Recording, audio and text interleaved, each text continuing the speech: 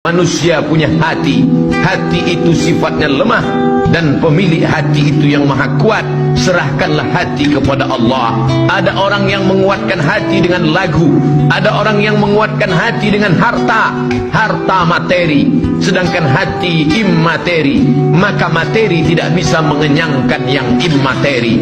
Harta adalah zahir, sedangkan hati adalah batin.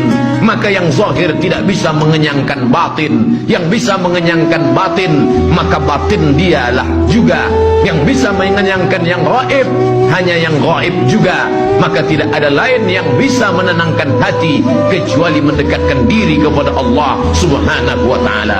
Terkadang di waktu pagi tidak tahu apa sebabnya hati itu risau saja, maka tak ada yang dapat mengusir kerisauan selain 2 rakaat solat duha.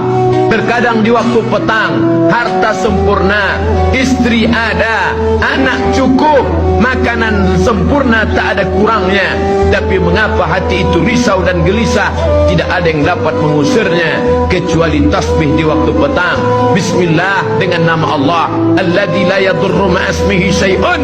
Tidak ada satupun yang dapat menimbulkan mudarat fil ardi, di muka bumi, wala fis sama, maupun di atas langit. Dia ada dalam diri kita, tapi dia bukan punya kita.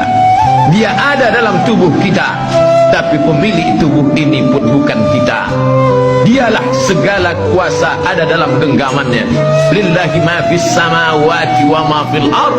Allah, segala yang di langit, segala yang di bumi adalah milik dia.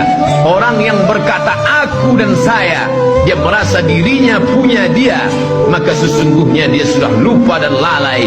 Sungguh dia manusia yang hina, karena pemilik kuasa adalah Allah Subhanahu wa ta'ala. Oleh sebab itu hati ini bukan punya kita. Qalbul mu'min baina asabi'ir rahman. Hati orang beriman antara jari jemari kuasa Allah. Kalau dia mau, dia balikkan menjadi susah. Kalau dia berkehendak, dia kembalikan menjadi senang. Dialah yang menurunkan ketenangan ke dalam hati orang beriman. Huwallazi anzala as-sakinah fi qulubil mu'minin. Allah yang menurunkan ketenangan ke dalam hati orang beriman. Oleh sebab itu dia katakan, ala bizikrillah, ketahuilah dengan banyak berzikir mengingat Allah, tatma'innul qulub, maka hati menjadi tenang.